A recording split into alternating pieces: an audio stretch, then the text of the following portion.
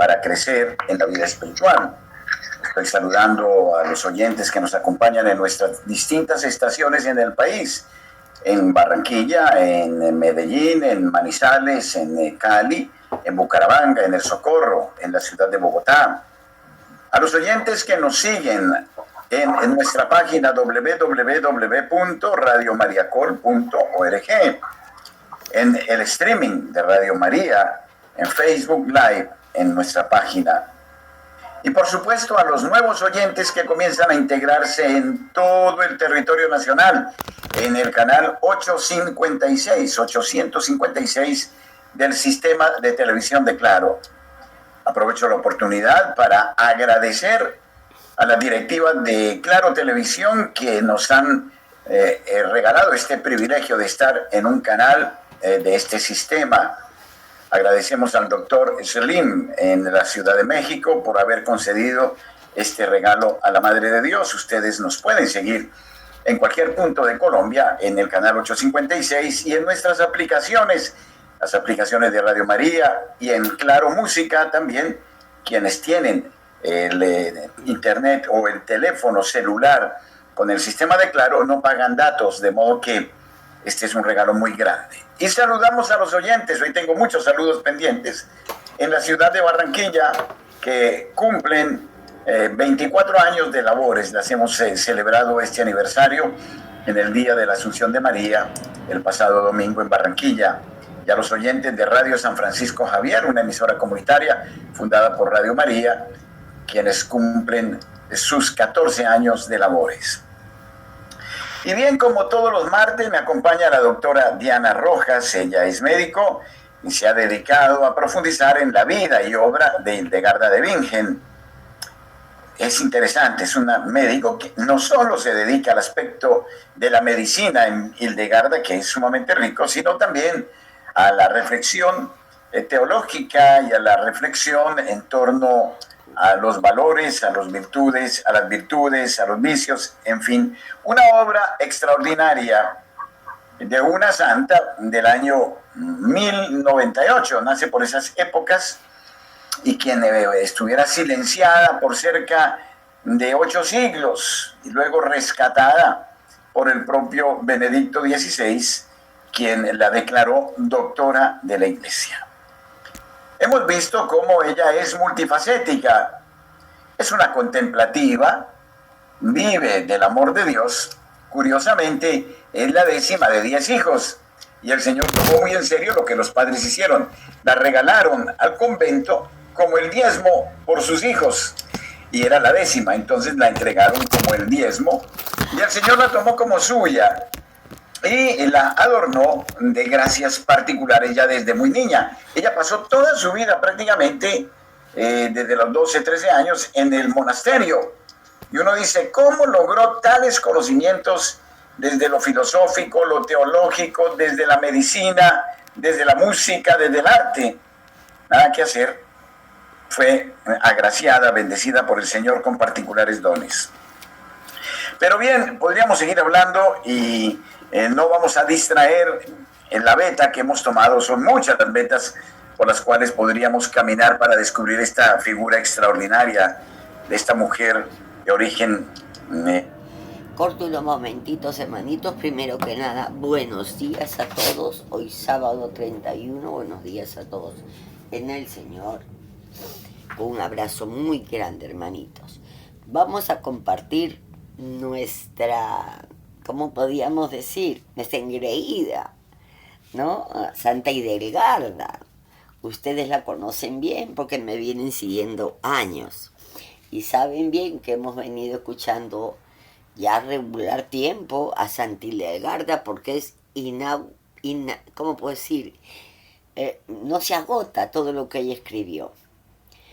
Y quiero primero leerles lo que dice aquí, porque según mi madre me dice de que lo que sale aquí arriba, escrito, ella no lo puede leer porque sale al revés. Entonces yo lo voy a leer. Dice así, según Santa Hildegarda: cuando el diablo engañoso supo que el hombre, por inspiración de Dios, había empezado a cantar, se sintió aterrorizado y atormentado y se dio a reflexionar y averiguar cómo podría en adelante no solo multiplicar en el corazón de los hombres las sujes. Ahora sí, podemos continuar. Entonces, el diablo se aterró, se volvió loco, ¿no? Se atormentó terriblemente al saber que el hombre ya sabía cantar. Cantar es orar 2 veces. Y no sabía cómo hacer, se sintió atormentado y se puso a averiguar cómo podría en adelante no solo multiplicar en el corazón de los hombres los suje, debe ser maldades, que le explique el padre Germán, es una palabra que no sé qué significa. ¿Sí? Ahora continuamos. Teutón, alemán, de modo que iremos descubriendo muchas cosas. Por ahora estamos hablando de la obra que destaca los vicios y las virtudes, y la semana pasada estábamos hablando del vicio de la mentira. Doctora Diana, muy buenos días, bienvenida a este espacio. Padre, muy buenos días y muy buenos días a todos los oyentes de Radio María. Es un gusto poder volver a estar con usted, Padre. Gracias. Muchas gracias, doctora Diana. Bueno, hemos hablado de la mentira, o sea, repito, es lo que esta santa mujer nos deja como reflexión, pero el tema de la semana pasada fue realmente actualísimo y un tema que pareciera hecho para nuestros días. Es increíble, y donde se demuestra la gracia de Dios en esta mujer. Bueno, doctora, doy la palabra para que sigamos hablando de estos vicios y de estas virtudes como nos los dejó escritos Santa Hildegarda de Bingen. Perfecto, Padre. Pues bien, hasta ahí la semana pasada pues hablamos como del vicio en general. Ya íbamos a hablar de la virtud cuando se nos acabó el tiempo, entonces vamos hoy a hablar de la virtud. ¿Qué dice? ¿Cuál es? Sí. Entonces dice así: y de nuevo oí una voz de la referida nube tempestuosa, esto es lo que escucha Santa Hildegarda, que contestó a esta imagen, y ahí ella está hablando de la virtud. Oh lengua de serpiente infernal, estás privada de toda la fecundad de la gracia de Dios, tú que siempre lanzas llamas de injuria y engaño. Ningún mal puede bastarte, tú has nacido de él, incluso eres hija del diablo. Por lo cual todos tus caminos son injustos y no sabes dónde vas. Mire cómo la virtud exhorta de una manera muy fuerte al vicio espiritual, ¿no? Y yo me acuerdo por eso es que yo digo que siempre hay que leerlo tal cual ella lo dice, porque yo no sé si le conté la experiencia que tuve una vez. Sí. Que hablando de la lujuria, sí. Yo le estaba contando el vicio de la lujuria y ella decía, sí, a mí eso todo lo que dice me gusta, eso que así es como yo me siento, ¿no? Con ese deseo y toda la cosa. Y cuando yo empiezo, ella tenía un síntoma que era que todos los fines, bueno, muchas veces en la semana, pero más que todos los fines de semana, se le distendía mucho el abdomen y parecía embarazada, como si estuviera embarazada, como si tuviera 7 meses de embarazo. Y sufría de muchos dolores abdominales y siempre le decían que era el colon. Entonces ese día, pues yo no sabía nada de esto de vicios y virtudes todavía. Cuando yo le leo ese vicio, entonces ella me decía que sí, que justamente así era como ella se sentía. Y cuando yo le leo la virtud, eso fue impresionante porque empezó a distenderse el abdomen y quedó como si estuviera embarazada. Y yo me asusté mucho porque yo dije, esta señora no está poseída, entonces ¿esto qué es? O sea, ¿qué significa? Sí. Que el hablo de la virtud. Entonces por eso es tan importante para mí que se lea como se dice, como lo dice Dios a través de Santa Hildegarda, porque es una exhortación que le está haciendo al vicio espiritual. El vicio y la virtud, siempre. El vicio y la virtud, sí. Entonces dice, el susurro y el engaño de la persuasión diabólica son los pechos de tus entrañas. Tú chupas el pecho de una ramera, por lo cual recibirás su salario. Actuando así rechazas todo honor, beatitud y honestidad. Yo, en cambio, soy una columna en todos los caminos de Dios. Soy la trompeta de la justicia de Dios que suena bien. Cuento todas las obras de Dios, las que son y cuántas son, y las revelo con verdad. Por eso me llaman al palacio del rey y todos sus homenajes. Sí, resulta... relámpago. Sí, padre. No, resulta que siempre ella hace referencia al demonio, y aquí hay que entender las virtudes, en este caso de la verdad, como virtud, es decir, como el ángel que es totalmente contrario al ángel de la mentira, ¿no? Decimos del demonio que es el padre de la mentira. Mientras que esta virtud exalta al que es el padre de la verdad, al Padre Celestial. Eso. Sí, para los que apenas vienen como empezando a entender el tema, porque ya venimos como trabajándolo, las visitas ante Hildegarda, ella lo reconoce como los ángeles caídos o demonios, y una virtud es un ángel también, pero del tercer coro angélico del ejército celestial. Entonces, por eso decimos que es el contrario al vicio espiritual, y aquí lo que está haciendo es como dando referencia a ese coro angélico, ¿no? Entonces dice, cuando todas las obras de Dios, entonces también llevo pendientes y pulseras, y soy relámpago de todo el adorno de Dios, pues yo expreso la verdad con la justicia de Dios, lo que hablábamos la vez pasada de que la falsedad va acompañada de la injusticia, que es otro vicio espiritual, y la verdad va acompañada de la justicia. Por eso cuando hay un vicio espiritual, también lo acompaña en otros vicios espirituales. La persona que tiene que es sugerida por un vicio, pues tiene otras cosas que se le suman, ¿no? Pero también cuando hay una virtud que llega a la vida de uno, también llegan otras virtudes acompañándola, ¿no? Entonces eso es una gracia muy, muy linda para el ser humano. Pero también las otras criaturas, que son el corazón de la creación, son sinceros, y también las aguas que están bajo el cielo y la tierra, ya que son el humor de ellas y perseveran en la verdad. Tú, en cambio, eres un ínfimo gusano, por lo cual serás pisada como barro maloliente.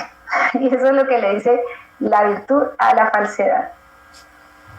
Bueno, los abuelos nos enseñaban que quien miente mata.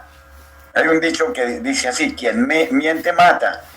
Quiere decir que la mentira nos abre la puerta a otros vicios peores, ¿no? Otro dicho de los abuelos era: el que roba una aguja, después será capaz de robar un toro, ¿no? Y como quien dice, siempre se comienza por la mentira.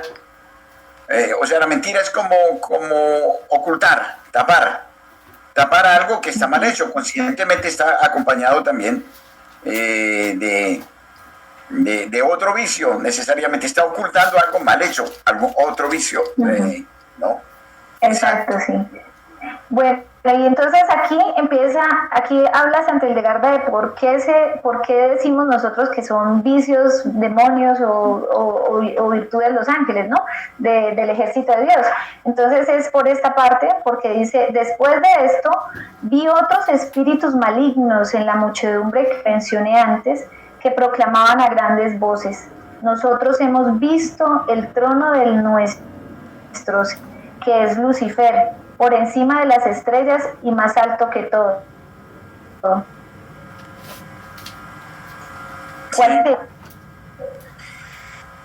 ¿Quién puede parecer? ¿Pronuncian palabras blasfemas? Sí. ¿Sí? No, adelante. Es que no sé si es un salto que se da aquí en Barranquilla o en el sistema. Me voy a cambiar de sitio para mirar a ver. No, acá mismo, tranquila. Sí. Bueno, exacto, vamos a ver aquí. Aquí. Queda un poquito más oscuro. Listo. Pero no importa. Bueno, un poquito más adelante. Oscuro. Entonces, miren lo que dice: estos espíritus pronuncian palabras blasfemas contra el trono de Dios y contra su honor. son el lobo de la soberbia y exhortan a los hombres a darse a las mentiras y a las blasfemias. Imagínense pues, o sea, cuando hay muchas personas que se dan a decir blasfemias, sí, contra Dios. Ahí también, cuando veamos ese síntoma de blasfemia, también tenemos que estar mirando que detrás de eso está la mentira, ¿no? Las blasfemias, detrás de las blasfemias está el vicio de la mentira. Bueno, y por eso es que decimos nosotros que son demonios, porque ella muy claramente lo dice, ¿no? Estos son demonios que están sugiriéndole al hombre que se comporte de esa manera.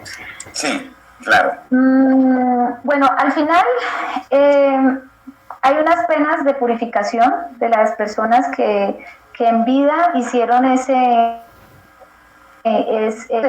vicio espiritual y no nos arrepentimos de pronto.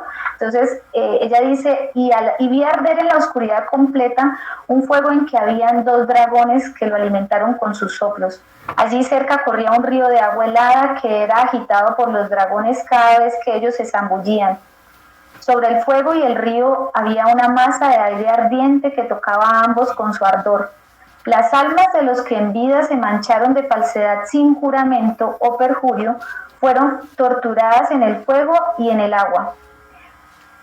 Así pasaron del ardor del fuego al hielo del agua y del agua al fuego, y en estos elementos también los atormentaron los dragones que he descrito. A estos no les provocó dolor el aire ardiente, pues hizo sufrir con los tormentos descritos solamente a las almas que en su cuerpo se dieron a la falsedad con juramento y perjurio. En efecto, soportaron aquel fuego, ya que mientras estuvieron en su cuerpo pronunciaron muchas mentiras. Fueron atormentadas por el hielo del agua, ya que mintieron muy profundamente. Fueron castigadas por los dragones, ya que acumularon todo tipo de mentira. Y fueron quemadas por la masa de aire ardiente, ya que pronunciaron muchas mentiras con juramento y perjurio. Vi y entendí estas cosas. Y pues imagínense que después ella dice, bueno, pero si nosotros no queremos esto y estamos vivos todavía, porque este cuerpo todavía mientras esté vivo puede resarcir todo lo que ha hecho. Entonces dice, y de nuevo oí una voz de la luz viviente, y ahí es cuando habla de Dios, que dijo, estas cosas que ves son verdaderas, son tal como las ves y también hay más. Si los hombres que pecan de falsedad aborrecen los espíritus malignos y desean evitar los terribles castigos de este vicio, infrínjanse durante mucho tiempo ayunos, latigazos y cilicio, según el juicio de su consejero espiritual. Pero los que quieran borrar las mentiras de los juramentos y los perjurios, impónganse castigos aún más fuertes de ayunos y latigazos, e incluso vistan vestimentas ásperas durante mucho tiempo. Entonces ahí ella ya explica, pues, digamos, como la pena que podría darse en vida para uno resarcir ese vicio, pero siempre pues acompañado de su guía espiritual, que es también algo que Santa Hildegarda explica mucho. Bueno, entonces decíamos que Hildegarda describe lo que ella ve, y ve el peso de la mentira, y no es cualquier cosa. Notemos cómo, y decíamos, es de actualidad Hildegarda, porque si hay algo en esta época es precisamente el engaño, la mentira, la desinformación. Cada uno juega a sus propios intereses, sobre todo a nivel de los poderes del mundo, generando miseria, generando muerte. Es el engaño, no somos auténticos. Y entonces terminamos como viviendo en el infierno, en la misma tierra, porque todos nos tenemos desconfianza unos a otros. Pero como el Señor le muestra a Hildegarda que el vivir habitualmente de la mentira es la causa de enormes desastres para la humanidad entera, y cómo puede llevarnos a la condenación. Es interesante, Hildegarda aquí nos está hablando de la condenación y nos está hablando del infierno. Un tema que tampoco, decía Benedicto XVI, un tema que no se trata hoy a los jóvenes, por eso a los jóvenes les importa lo mismo comportarse de un modo o de otro.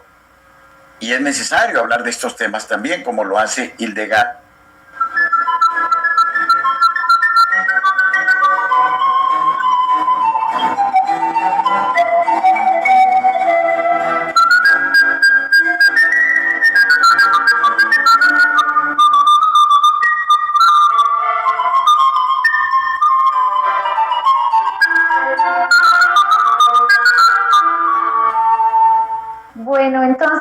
miremos cómo la falsedad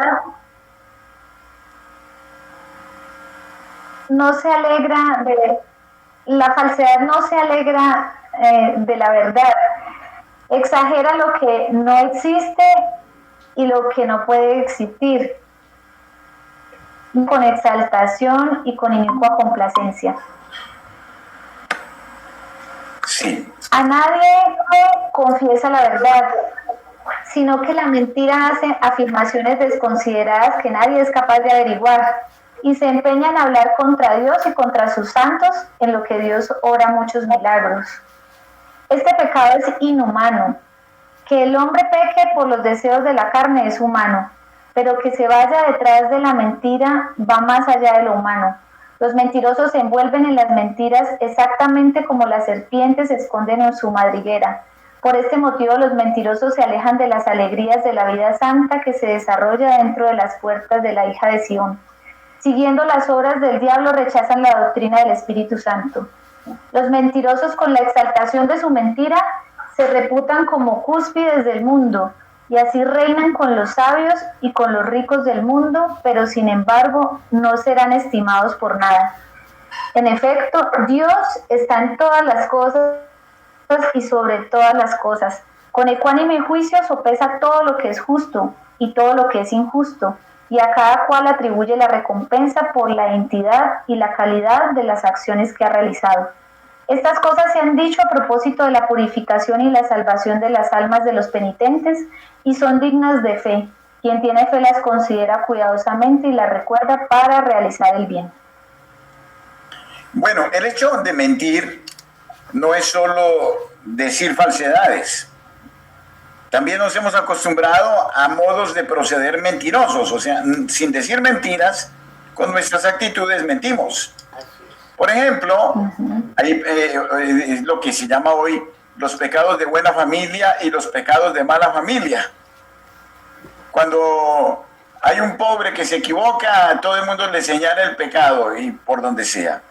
Pero a veces entre gentes de clase alta o movimientos o grupos, asociaciones poderosas, alguno hace una fechoría, ¿no? Y que es grave y todos corren y le tapan, ¿no? ¿Y por qué? Porque hay otros intereses. Por ejemplo, si alguien da mucho dinero, entonces puede hacer lo que le venga en gana. Total, dio mucho dinero. Y entonces este es otro tipo de mentira muy grave. Entonces terminamos discriminando. Ahí sí que está la verdadera discriminación. Los pecados de los poderosos pasan desapercibidos y los pecados del pobre son exaltados. Entonces, esto genera muchos males, porque entonces, ¿qué sucede, doctora?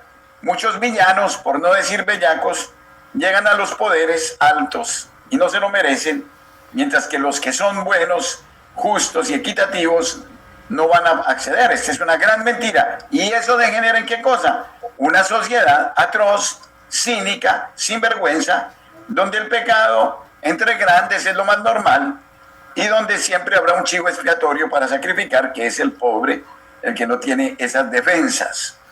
Yo creo que esto tiene una gran aplicación, y ahí lo está diciendo Hildegarda, pues de una manera evidente, clara, y por ahí donde encontramos la corrupción.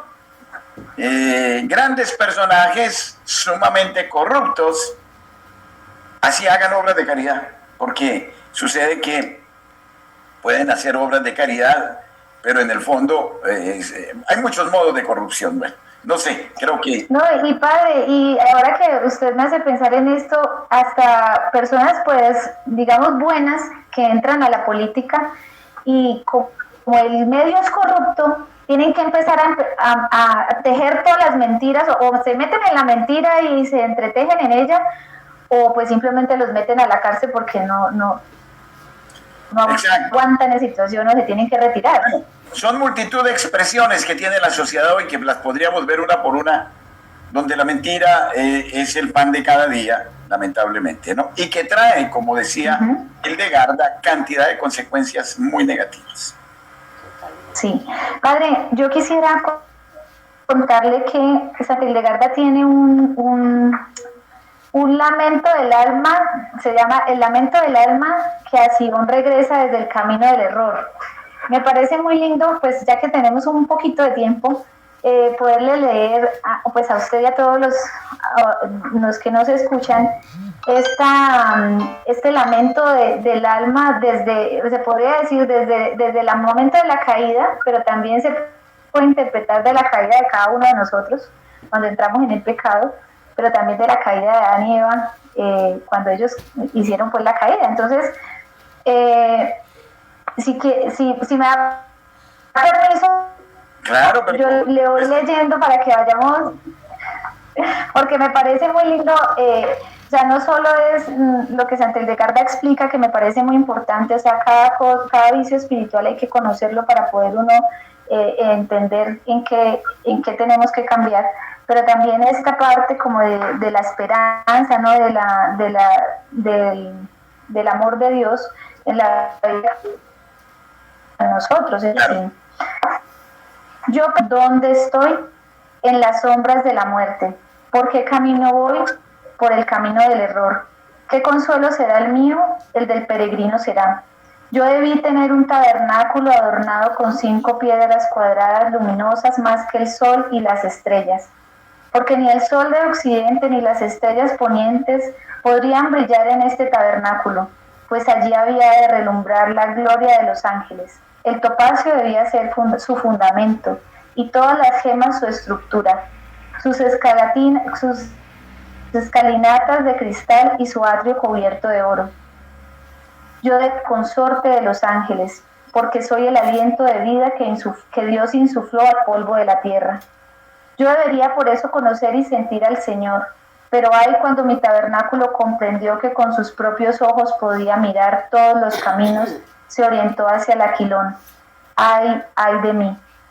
Allí fue capturada y despojada de mis ojos y del gozo de la ciencia, y mi túnica toda desgarrada, y así expulsada de mi heredad, fui conducida a un lugar extraño, privado de toda belleza y esplendor, donde fui sometida a la peor esclavitud. Quienes me habían capturado me golpearon con sus puños, y hube de comer con los cerdos, y enviándome a un páramo, me alimento unas hierbas muy amargas untadas con miel. Luego, colocándome en el lagar, gran quebranto me infligieron. Después me arrancaron mis vestidos, y tras hacerme muchas heridas, me soltaron como ciervo ante una jauría. Rabiosos y venenosos reptiles, serpientes, escorpiones, víboras y otros semejantes me persiguieron hasta apresarme. Me clavaron con sus colmillos y aguijones hasta empaparme toda con sus venenos, con tal furia que adolecí. Entonces, rindiéndome, me preguntaron: ¿Dora tu honra? Ay, yo me estremecí toda, y con gran gemido de dolor me dije en mi corazón silenciosamente: ay, ¿dónde estoy? Ay, ¿cómo he llegado hasta aquí? ¿Qué consuelo encontrar en este cautiverio? ¿Cómo romper esta cadena? ¿Qué ojos podrán contemplar mis heridas? ¿Qué nariz será capaz de soportar su espantoso hedor?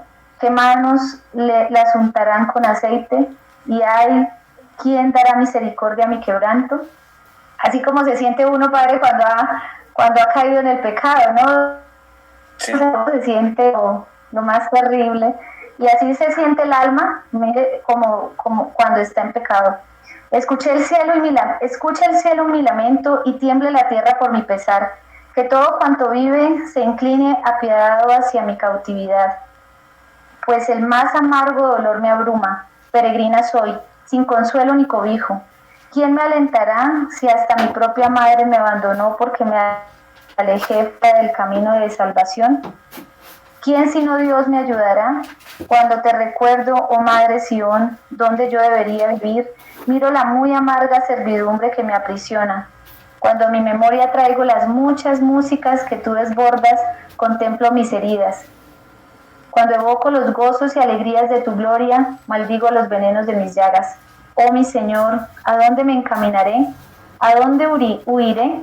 No puedo contar siquiera mis infinitas penas, pues si persevero en esta senda del error, acabaré como compañera de aquellos con los que viví.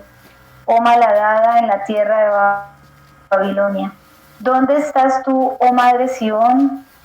Ay de, pues para quebranto mío de ti me aparté. No haberte conocido y más leve sería mi penar. Ahora en cambio huiré de mis malvados compañeros. Mira que la desventurada Babilonia me ha puesto en una balanza de plomo con gruesos astiles. Me oprime y así que a duras penas puedo respirar. Pero cuando derramo mis lágrimas por ti, oh madre mía, la aciaga Babilonia alza un estrépito tal de aguas rugientes que no puedes escuchar mi voz. Así pues buscaré afanosamente los angostos caminos por los que lograré escapar de mis malvados compañeros y de mi infeliz cautiverio. Santa Hildegarda mucho del alma encarcelada, ¿no? Cuando el tabernáculo, que es el cuerpo, está dado al placer, al pecado. Entonces ella habla ahí el alma gime internamente porque está atada, está encarcelada. Entonces es lo que ella dice en este texto, ¿no? Es como el alma, cuando nosotros estamos en el pecado, está gimiendo internamente. Y dicho esto, me dirigí hacia un estrecho sendero y me escondí en una pequeña cueva de espaldas al norte para llorar amargamente porque había perdido a mi madre. Allí también rememoré todos mis quebrantos y mis agravios. Allí lloré y lloré tanto y tantas veces que inundé con mis lágrimas mi dolor todo y las cicatrices de mis heridas. He aquí que entonces me alcanzó un suavísimo aroma como si me enviara una dulce brisa. Cuántos gemidos y lágrimas derramé al sentir ese pequeño consuelo, y allí con tantos gritos y llantos de júbilo exulté que hasta el mismo monte en cuya cueva me escondía se estremeció. Y dije, oh madre Sión, ¿qué será de mí? ¿Dónde está ahora tu noble hija? Oh, cuánto tiempo he sido privada de tu dulzura de madre, tú que con tantas delicias tiernamente me alimentabas, y las lágrimas me solazaban como si estuviera viendo a mi madre. Pero mis enemigos al escuchar mis gritos dijeron, ¿dónde se halla esta a la que hasta hoy teníamos con nosotros manejándola a nuestro antojo y apresurándose a cumplir nuestros deseos? Ahora invoca a los moradores de los cielos. Despleguemos todas nuestras artes y custodiémosla. Abremos bien los ojos, prestemos oído, que no puede escapar, pues ya los sometimos por completo una vez y si hacemos esto nos seguirá de nuevo. Y eso es como cuando uno ya empieza a ver como que se puede salir del pecado, ¿no? Y como que uno sale, se confiesa y uno dice, ay, como que ya voy a salir de esto, pero vuelve y como que lo atacan los vicios espirituales otra vez. Qué cosa tan interesante, doctora Diana. Hildegarda era una niña, una joven, diríamos, una monja, y sin embargo el Señor no le evita hacerle sentir el efecto del pecado en su propio ser.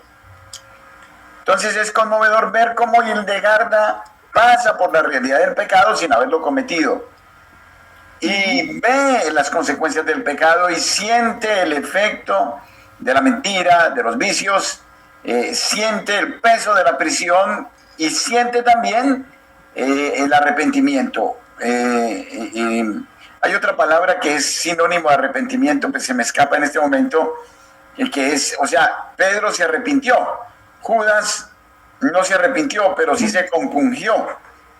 Entonces aquí Hildegarda es muy hermoso porque Hildegarda suplica la misericordia de Dios, ¿no? Y dice, se ve en su pecado, en su abismo de pecado, y al mismo tiempo dice, ¿qué esperanza me queda? ¿Dónde estoy? ¿Dónde pudiera encontrar un alivio, una mano amiga?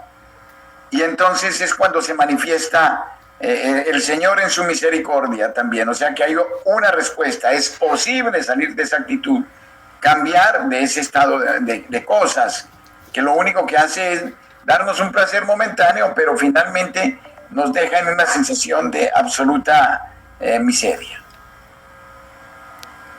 ¿Verdad?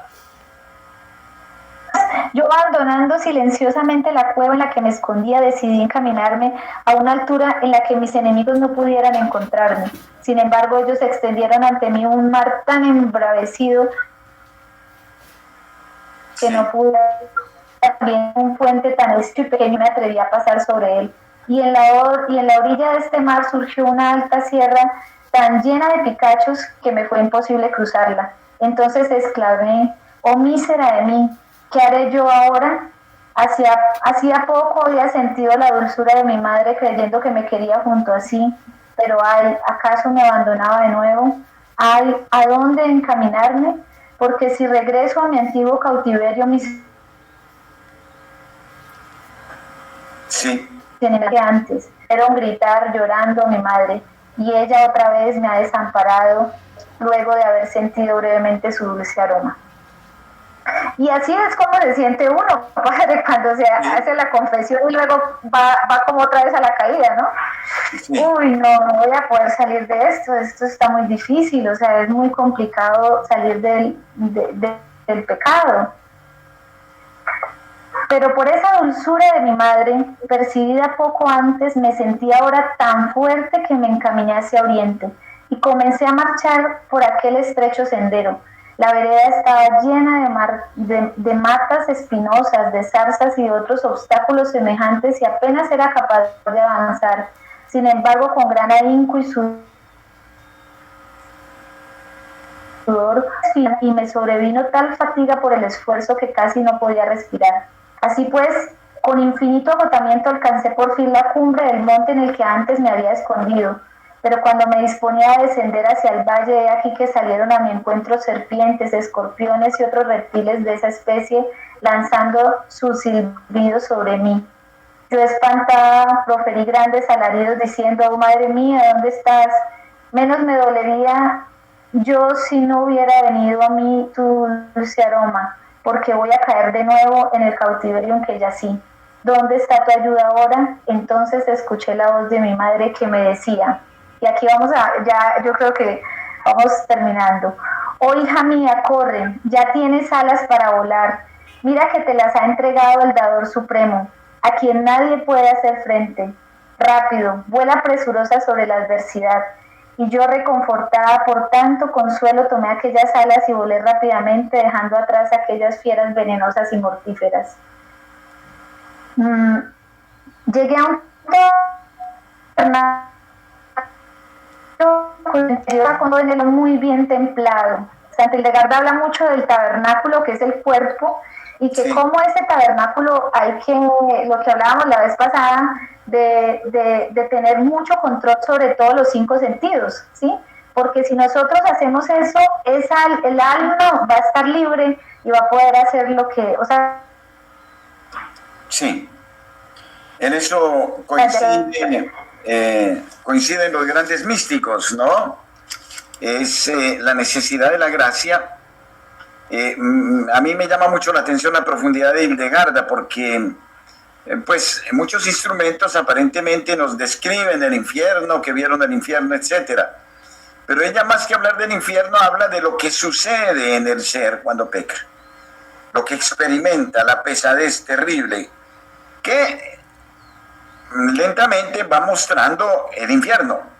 Pero el infierno no es solo el momento de la condenación, que ella también lo describe, definitiva y eterna, sino el infierno que queda en esta vida después de haber pecado, ¿no? Entonces, en eso es muy, muy interesante cómo en el ser humano existe esta lucha, ¿no? Dice San Pablo, entre el hombre viejo, el hombre nuevo, y cómo tantas veces, queriendo hacer el bien que desea, termina haciendo el mal que no quiere. Y entonces es un continuo volver a la misericordia infinita de Dios, que nos va enseñando que sin Él es imposible vencer. Exacto. Y dice, llegué a un tabernáculo cuyo interior estaba construido todo él con un acero muy bien templado, y apenas entré yo hice obras de luz cuando antes las había hecho de tinieblas. O sea, la esperanza de que, como dice, no hay santo sin pasado ni pecador sin futuro, ¿no? O sea, de todas maneras, donde sobreabundó el pecado, sobreabundará la gracia, ¿no? Uh-huh. Entonces, no tenemos por qué tener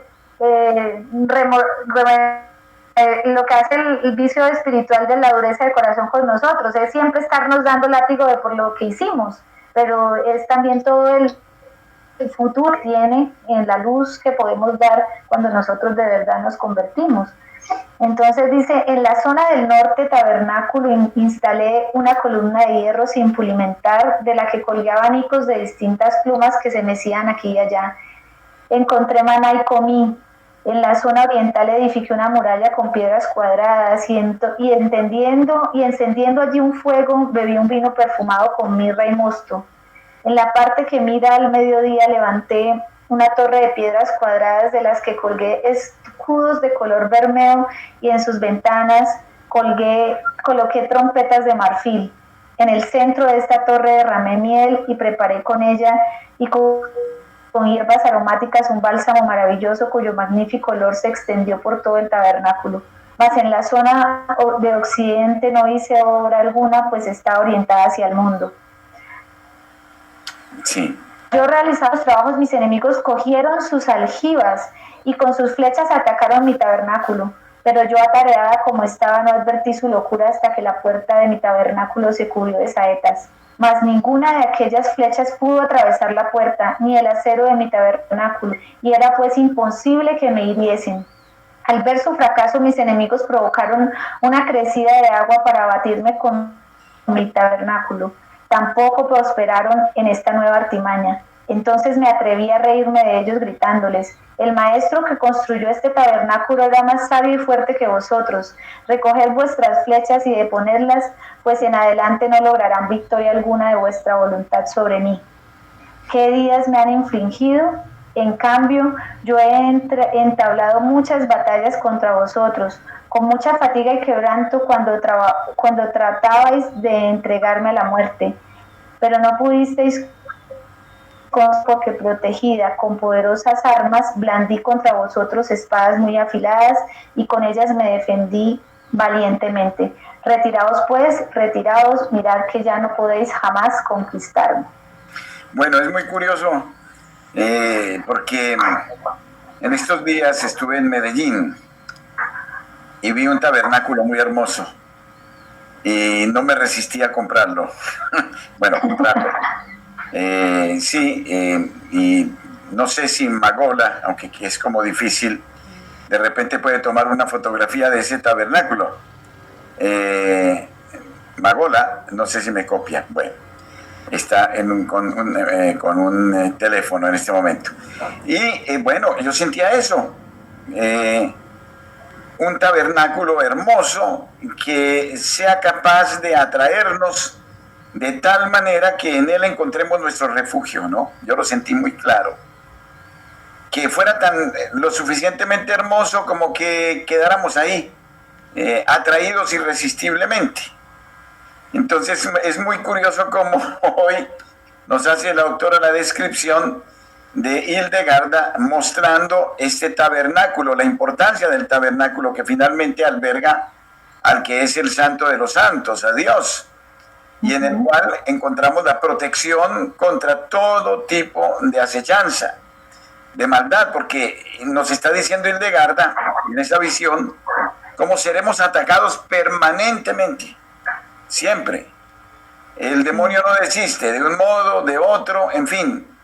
Por eso nuestro refugio debe ser ese tabernáculo de Dios, que repele esas flechas que tratan de alcanzar, de matar al hombre, ¿no? Yo creo que es muy interesante porque nos está hablando aquí de un secreto que es el estar en el Señor, la adoración permanente, la adoración, diría yo, perpetua, ¿no? Que debemos hacer en la Santísima Eucaristía. No sé si Magola me copia. Y yo sentía una cosa, porque hay una descripción que hace Hildegarda hoy del tabernáculo y cómo iba adornado de piedras preciosas. De piedras. ¿No? Si nosotros vemos muchos sagrarios y muchas custodias y muchos copones, normalmente se les pone piedras preciosas. Quiere decir que las piedras reflejan también, no es que estemos adorando las piedras, porque si no estaríamos en una cuestión idolátrica, pero sí manifiestan la grandeza de Dios. Yo le decía a Magola, que ahora sí creo que me está atendiendo, que de repente tomara una fotografía del tabernáculo nuevo porque es como el símbolo de lo que estábamos hablando hoy, para hacerla presente para los oyentes. Pero, en fin, bueno, no es tan interesante, lo más importante es esta descripción maravillosa. Yo no sé cómo la doctora ve lo de las piedras y el tabernáculo. Bueno, ya le hablo un poquito del tema de las piedras, pero entonces también habla Santa Hildegarda de nuestro cuerpo como tabernáculo, de esa alma que está en nuestro interior. Entonces, ¿cómo cuando se somete el cuerpo puede ser un lugar, como ella dice, un tabernáculo en el cual no entran las flechas tampoco? O sea que somos sometido al alma. Santo, ¿no? Templo del Espíritu Santo, exacto. Entonces ella dice, es muy importante este tabernáculo, no hay que descuidarlo, no solo en la alimentación, sino también en todo lo que ella nos recomienda del tema de someter este cuerpo al alma verdaderamente, a que ella sea la dueña y señora del cuerpo, y sea el cuerpo más bien, como dice ella, el siervo o la sierva del alma, ¿sí? Y no el alma sierva y la dueña del cuerpo, ¿no? Entonces es siempre la dueña de este tabernáculo es el alma, y nosotros tenemos que someterlo de tal manera que se convierta en una fortaleza, ella lo dice como si fuese de hierro, ¿no? Como algo de hierro que tiene tanta fortaleza que puede el alma estar interiormente tranquila, ¿sí? Tranquila y no a pesar de todas las batallas que tenga externamente y todas las acechanzas que tenga del mal, ella va a estar tranquila porque sabe que este cuerpo no la va a dejar otra vez someter como antes al pecado. Bueno, esto ¿cierto? Tiene que ver también con lo que decíamos la semana pasada, cuando Hildegarda describía el pecado original, en el sentido que no es que el cuerpo sea malo o sea inferior al alma, sino que cuerpo y alma estaban viviendo en el amor de Dios de tal manera que el cuerpo servía al alma y el alma servía al cuerpo. A partir de la desobediencia surge la concupiscencia que hace que el cuerpo se separe, no busque el placer por el placer mismo, sin el amor, sin el amor de Dios, que era el que habitaba antes del pecado original. Entonces, en ese sentido, es una visión un poquito como de corte platónico, la de Hildegarda, en el sentido que el cuerpo, a causa del pecado, como que aprisiona al alma y no la deja volar. Entonces, cuando se habla de la necesidad de dominar el cuerpo, también necesitamos de la gracia de Dios, porque finalmente es el amor de Dios el que hará que el cuerpo esté en beneficio del alma y el alma del cuerpo, ¿no? Entonces aquí, bueno, hay una figura que no sé si es feliz traerla a colación ahora. Vi una figura de Buda montado en un caballo brioso. No, en una carroza son dos caballos briosos y Buda está tranquilísimo, sereno, y los caballos están con las patas así levantadas, ¿no?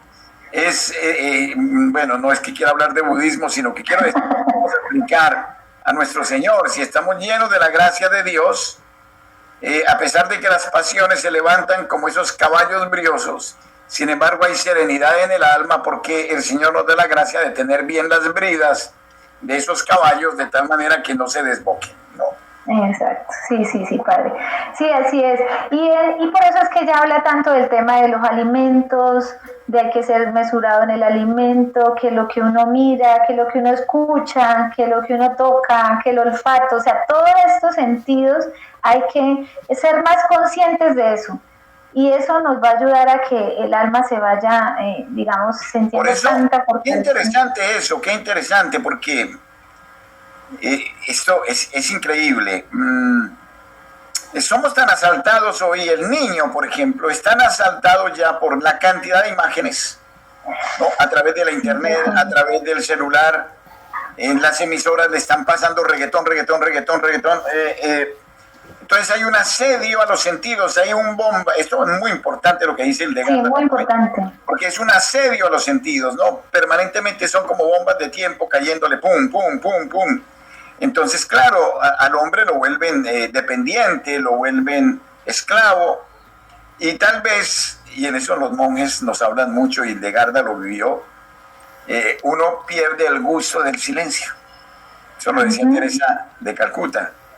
Pierde el gusto de los sonidos de la naturaleza, el gusto del arte, el gusto de la música, el gusto del aprender. La naturaleza es un escenario que nos ocuparía toda la vida descubriendo nuevas cosas, ¿no? Ayer, por ejemplo, en una casa de campo me decían, aquí en la costa, que hay una serie de aves, de pájaros que llegan ahí al jardín, y que cuando se alborotan, ellos se alborotan y comienzan como a chillar. Normalmente hay culebra. Entonces esas aves son como centinelas que ayudan a los dueños de casa a descubrir que hay una boa por ahí. Normalmente es boa. Entonces ellos se alborotan.